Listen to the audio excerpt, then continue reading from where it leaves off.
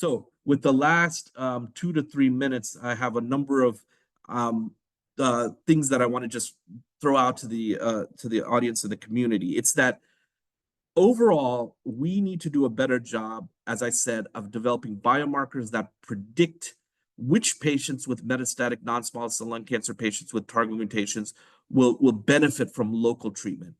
We don't want to overtreat the patients, unfortunately, that are doing very badly on systemic therapy, where they're progressing widely early. We don't want to treat the patients that are doing so well on systemic therapy, for instance, patients on lorlatinib who are progression-free for years and years. Why even offer them radiation when they're doing so well and avoiding any potential toxicities? We want to find that middle ground, those middle patients where the systemic therapy is doing just enough to keep disease under control, but where local therapy may be helpful. And so how do we go about doing this? Well, it takes, we think, a lot of data. We need to identify how patients do on standard of care TKIs, look at their patterns of failure, and try to predict and prognosticate what medical factors, clinical factors, pathologic factors, imaging factors can identify the patients that are going to met out widely versus develop metastatic disease in a limited fashion. Once we're able to do that, and we are using AI and other tools to understand those associations. Once we do that, we can actually start creating trials where we're enriching for those patients who we think will most benefit from a local therapy approach.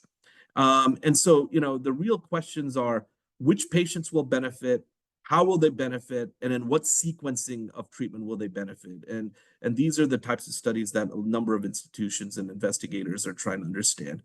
Again, in a schematic fashion, it's like the Goldilocks thing. We want it just right. We don't want to overtreat patients. We don't want to treat patients that don't need treatment. We don't want to treat patients that don't need treatment because it doesn't help. But we want to, those patients, we want to make their disease more controlled for a longer period of time with the offer of local therapy. And again, we're putting in a lot of different types of data to help us understand the trajectory of metastatic disease and the utilization of local therapy in terms of timing. And it's all, again, I think what Dr. Singhi said, it has to do with acquired resistance, bypass resistance, and just kind of the evolution of a patient's disease as a function of time and therapy. And so I'm just going to end with this slide, which again, we cannot underestimate the trajectory of a patient's disease, but we cannot underestimate quality of life and toxicity as well, okay? And so those are both of the factors that we need to be able to develop markers for prediction and prognostication in order to optimize our local therapy approaches with radiation. And I'm going to stop there and be happy to take questions. Thank you very much.